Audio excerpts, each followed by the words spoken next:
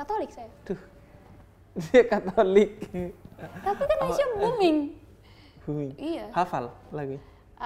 Insya Allah di apa? Insya Allah hafal.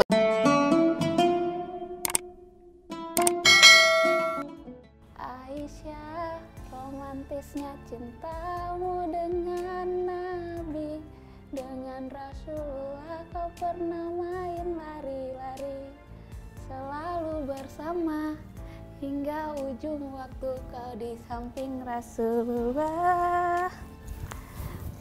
Priska Barusegu, ND Flores Nusa Tenggara Timur, stand up komedian. Udah pada kenal kan? Belum. Udah dong. Aku nggak yakin itu sih. Oke, kalau gitu kita mulai dari perkenalan. Ya. Kenalkan diri. Saya Priska Barusegu. Sekarang stand up komedian atau komika. Sekantor sama Coki Muslim. Sekantor sama Coki Muslim. Biar cepat kenal gitu kan. Yeah. Oh, siapa sih Priska gitu? Sekantor sama Coki Muslim. Temannya Coki Muslim. Kenapa tiba-tiba saya di sini? Itu. Pertanyaannya sebenarnya dari saya. Kenapa tiba-tiba kamu bisa hafal lagu Aisyah? Padahal agamanya apa tuh? Katolik saya. Tuh. Dia Katolik. Tapi kan Aisyah booming. Booming. Iya. Hafal lagi. Insya Allah di apa? Insya Allah hafal. Wah, mantap. Iya, jadi saya kan tadi syuting sama Priska.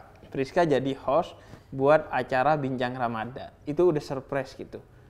Kayaknya satu-satunya acara Bincang Ramadan di mana hostnya seorang wanita Katolik. Nah, ditambah lagi tadi setelah break kita makan, kemudian break, banyak breaknya, itu Priska nyanyi lagu Aisyah. Ini saya tanya kan, Priska, lo ini apa hafal gitu lagu Aisyah? Iya dong kata dia. Iya dong dengan meyakinkan. Nah makanya aku akhirnya tertarik ngobrolin soal ini sama Priska, seorang Katolik dari ND, hafal lagu Aisyah, istri Rasulullah. Jadi pertama yang ada di kepalaku, kesan pertama itu bahwa ternyata benar apa yang pernah aku sampaikan di live Instagram waktu itu. Aku bilang gini, orang-orang ini kan banyak yang ngeritik lagu ini karena katanya nggak pantas Sayyidah Aisyah dinyanyikan dengan lirik yang seperti itu, jadi melo-melo gitu, jadi kayak Bollywood gitu. Iya, jadi kayak kisah cinta, lari-lari, terus kayak Korea gitu kan, romantis. Tapi menurut gue gini, ini lagu kan memang dibuat justru untuk mengikuti tren.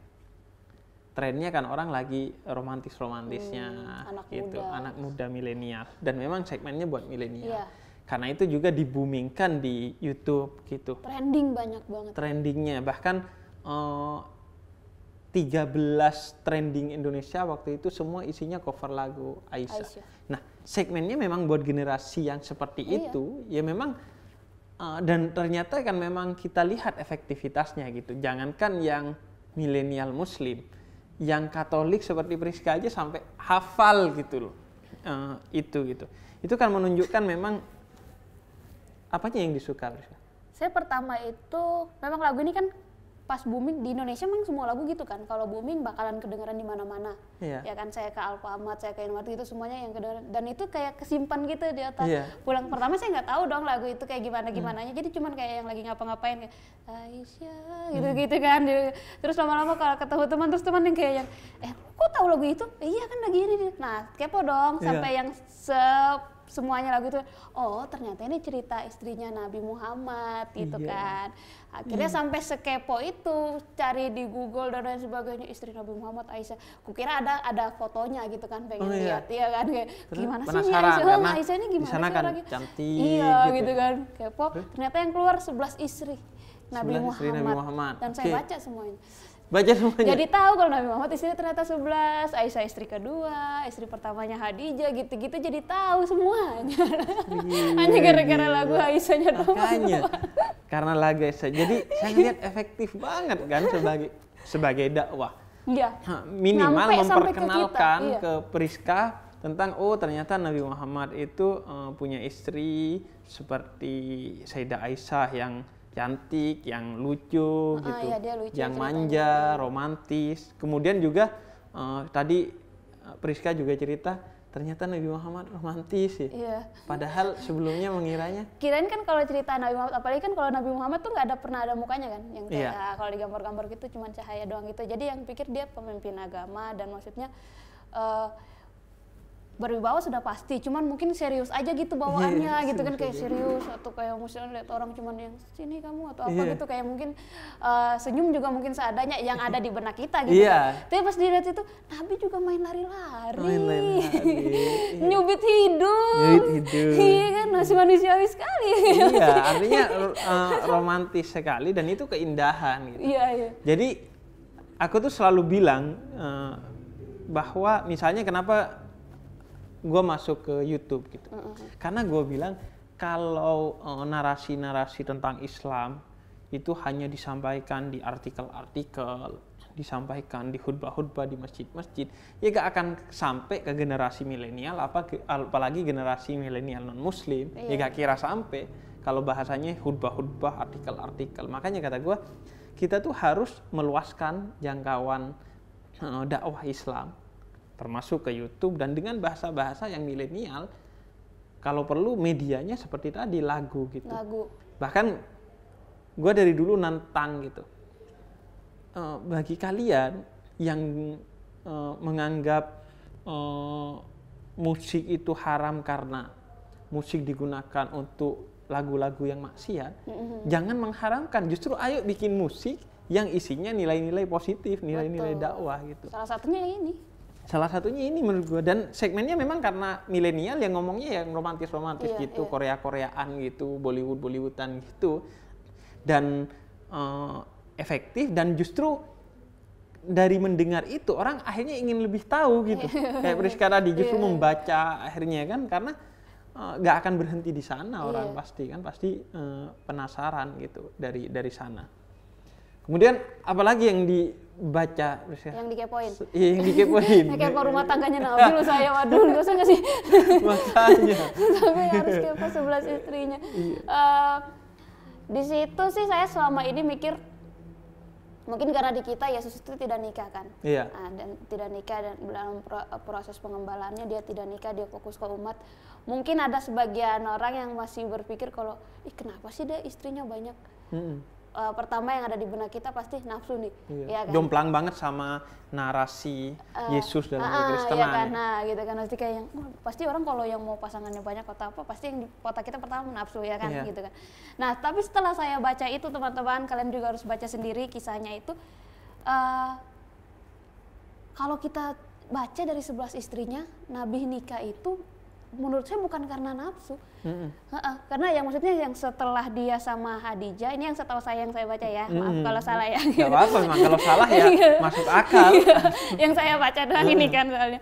Nah, terus itu kan dia nunggu sampai Khadijahnya meninggal dulu tuh, baru dia nikah sama Aisyah gitu kan. Nah terus itu, soalnya di YouTube tuh juga orang masih perdebatkan, wah istri yang paling disayang Khadijah kok bukan Aisyah gitu kan. Itu kita makin kepo dong, kita yang nggak tahu, wah siapa dong istri yang disayang gitu kan, bener-bener julid-julid tetangga gitu kan. Kira-kira Nabi sayang siapa gitu kan, mau buktiin sendiri nih gitu kan.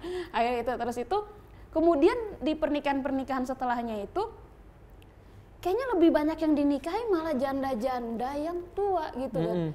Maksudnya masa sih orang nafsu sama janda yang tua, ya sih, kayak gitu kan. Ya kalau dia niatnya nggak nolong, kan bener kan, ada yang saya dengar katanya niatnya nolong atau memuliakan. Nah, dan itu tercerminkan di situ kalau kita baca gitu. Dan buat kita yang maksudnya yang kayak tadi belum tahu yang apa, tiba-tiba ngejudge kayak, wah apaan Nabi istrinya banyak gitu, paling nafsu gitu-gitu ya. Di situ kita bisa belajar sendiri, baca sendiri kisah-kisah, oh kayak gini. Tuh, cuman ya alhamdulillahnya sih belum goyah. Iya. Jangan baca-baca aja gitu ya buat referensi. Enggak tapi ya, enggak ada niatan apa gitu, enggak. Tapi menurut saya pentingnya ini, kalau urusan orang itu kemudian tertarik kepada Islam, itu bukan urusan kita lah, itu urusan hidayah, itu urusan Tuhan. Dan kita juga nggak dapat wah bangga kalau orang jadi muslim, jadi mu'alaf, enggak juga. Bagi saya yang terpenting adalah informasi tentang Islam yang tepat, yang benar itu sampai akhirnya ke Priska, sehingga Priska tidak memiliki pandangan buruk tentang Islam. Misalnya tentang bahwa nabinya nafsu karena menikahi sebelah, akhirnya hilang gitu. Berkat apa? Berkat lagu itu kan akhirnya yang membuat Priska jadi tereksplor. Maksudnya kalau nggak cari tahu sendiri gitu kan nggak mungkin juga orang dengan berani ngomong kayak gitu kan, misalkan Nabi lu tuh istrinya banyak, kenapa sih gitu? Nggak mungkin kan, nggak mungkin kan dalam obrolan kita kayak gitu, nggak mungkin kan? Nggak mungkin itu dibicarakan karena sensitif gitu. Dan kalau dia sudah berpikir buruk seperti itu dan dia simpan sendiri juga, berarti dia mungkin sampai kapanpun akan berpikir seperti itu tanpa tahu kebenarannya kan gitu kan? Karena medium untuk bertanyanya juga nggak gampang kan, takut orang tersinggung gitu. Iya, dan itu juga salah satu motivasi gue di YouTube gitu. Gue membicarakan hal-hal yang mungkin orang akan tabu untuk menanyakannya kepada ini. Makanya gue kita menemukan jawaban gitu tanpa harus nanya-nanya kemana-mana. Benar. Jadi gue menyampaikan materi yang memang dasar dan orang pengen tahu, dan dengan cara juga yang santai aja gitu. Karena menurut gue tak kenal maka ta'aruf gitu. Tak kenal maka ta'aruf. Iya. Karena gitu. Gini, tak kenal maka ta'aruf sehingga akan sayang. Gitu. Kalau nggak ta'aruf dulu, nggak kenalan dulu, nggak akan sayang. Gitu. Problem sentimen antar agama atau bahkan konflik itu karena nggak kenal gitu. Setuju ya, karena nggak kenal. Karena kita nggak punya referensi. Gua gitu punya referensi Priska, punya banyak referensi, ada pendeta Yeri, ada pendeta Christopher, ada pendeta Frankie, banyak sekali teman-teman dari agama lain juga banyak. Referensi itu mengajarkan kepada gue bahwa ternyata agama lain juga mengajarkan kebaikan yang kalau kita membencinya itu kesalahan besar pada diri kita gitu. Apalagi kalau kita sampai sentimen, bahkan berkonflik dengan mereka, itu kayak kebodohan gitu. Ada orang menyebarkan kebaikan, kamu benci, itu jadi aneh sekali. Bahwa beda agama dan bagi kita itu perbedaan yang di mata kita itu bukan kebenaran. Sebagaimana di mata Priska Islam bukan kebenaran, itu biasa saja, memang lumrah gitu. Tapi tidak ada praduga, nggak ada sentimen yang munculnya dari tadi. Punya praduga jauh paling begini, paling begitu. Karena nggak pernah dikonfirmasi kan? gitu. Kan? Iya, karena menurut gua kalau nggak melalui cara-cara yang milenial kayak gini nggak akan sampai kayak menjelaskan, bayangin menjelaskan tentang istri Nabi kepada Priska gitu. Itu momennya apa sebenarnya kalau sampai tiba-tiba ada orang Islam datang-datang menjelaskan kan nggak mungkin banget kan ya? Nggak mungkin banget. Dan belum tentu juga lo mau dengar gitu. Iya benar, iya kan? Cari momennya susah juga. Cari mood orang itu buat mau dengar juga susah gitu. Iya, tapi kalau ini jalan sendiri dengan gitu. Sendirinya gitu kan, nggak didorong oleh siapapun, nggak apa gitu kan, karena dengar lagunya gini jadi kayak kepo gitu, siapa ya Aisyah tuh kayak gimana sih mukanya, pas nyari ternyata dia masih punya yang 10 lainnya nih kayak gini gini ceritanya gitu kan. Dengan sendirinya, benar sih. Iya gitu kan, begitu juga sebaliknya gitu, banyak sekali umat Islam, nggak sedikit lah jumlahnya yang berpandangan negatif tentang agama lain hanya karena dia nggak punya referensi, nggak kenal pada agama lain gitu. Makanya menurut gue yang terpenting adalah membanyakkan pertemanan kita, referensi kita dengan agama lain gitu. Karena seringkali info yang beredar itu sudah versi yang sudah direduksi gitu. Infonya tentang agama lain gitu kan, udah info yang nggak bisa kita yakini kebenarannya gitu. Cuma yang negatifnya aja. Negatifnya kan? Aja kebanyakan yang negatifnya. Tapi kalau karena gini, gue yakin Priska itu risetnya dalam loh. Karena kalau di luaran kan banyak hal-hal yang masih kontroversial tentang Sayyidah Aisyah gitu. Paling kalau nge-search cuma nggak mendalam akan ketemu dengan Sayyidah Aisyah menikah dengan Nabi di umur yang sangat dini. Masih muda. Tapi ini 9 sampai 9 apa 7 tahun ya? Iya. Kurang lebih segitu. Diriwayatkan 6 tahun dinikahi, 9 tahun dikumpuli. Tapi itu riwayat yang salah. Iya, karena di situ juga dijelaskan ada beberapa riwayat. Iya, jadi itu kan dalam banget gitu.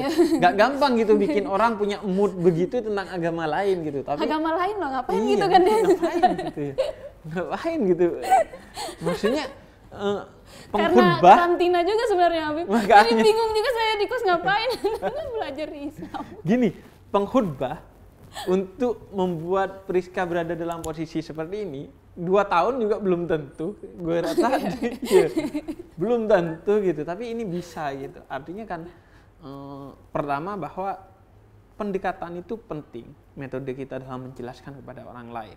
Kalau milenials ya dijelaskan dengan cara yang milenials gitu. Karena itu saya bilang bahwa saya tuh ingin jadi penyambung lidahnya ulama gitu. Ulama punya pendapat dalam Islam. Nah ini untuk ke milenial nih gimana caranya? Nah kita bikin dengan cara yang milenials gitu. Sebenarnya sumbernya ya itu juga gitu. Cuman kita menyampaikannya dengan cara yang asik gitu. Kalau milenial pasti kalau yang kaku, yang terlalu formal dan gimana pasti nggak tertarik.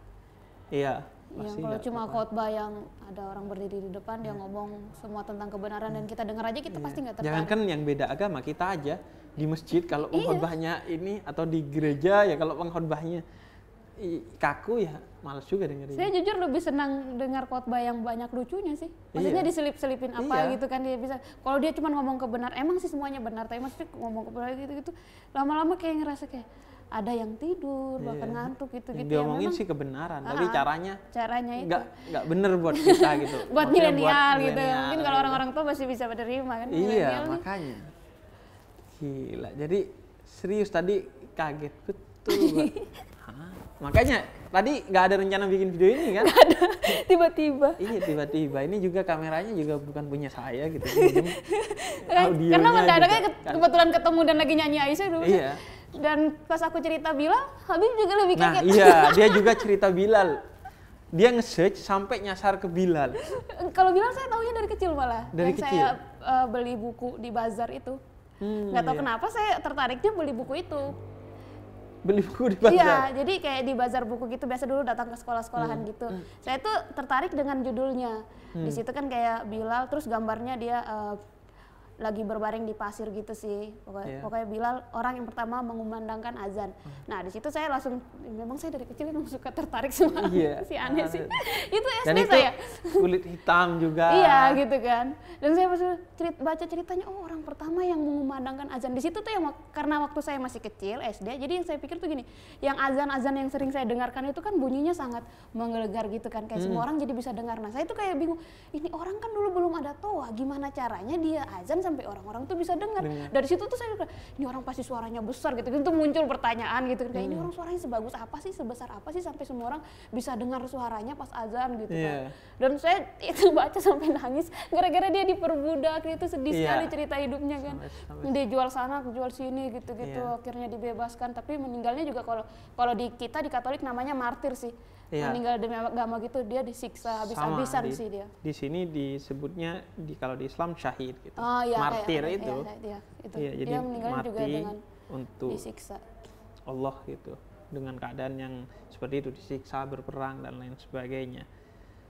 Iya, jadi surprise aja sih sebenarnya video ini mau bilang bahwa pentingnya satu metode gitu dalam menjelaskan.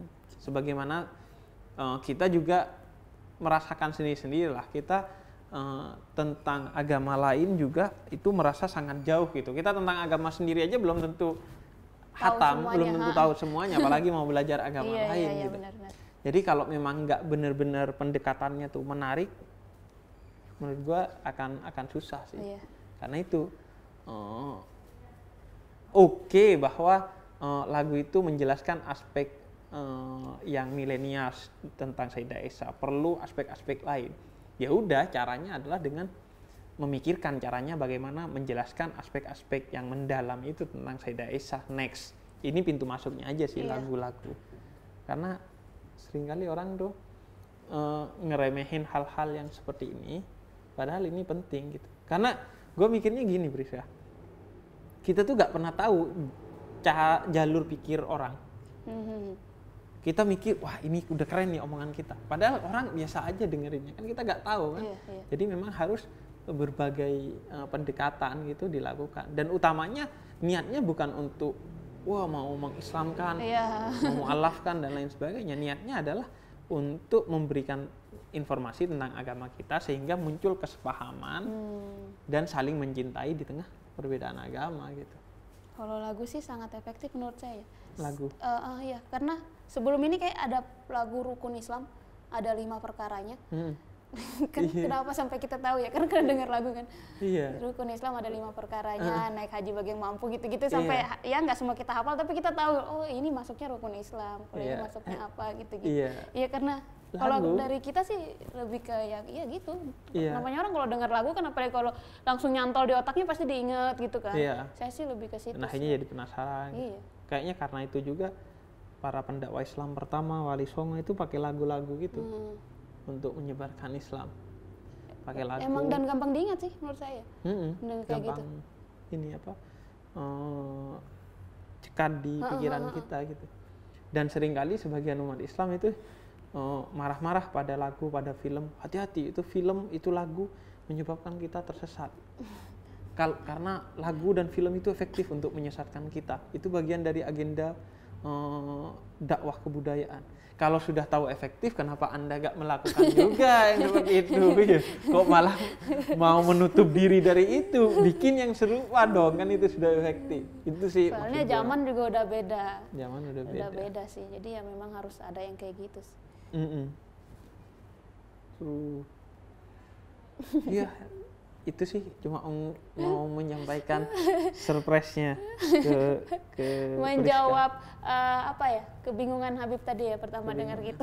Membagi surprise aku dah kepada orang lain. Priska, makasih Priska. Iya, sama-sama. Waktunya loh. Terus kalau subscriber aku pengen kenal Priska, platform media sosialnya di mana saja? Instagram aja sih.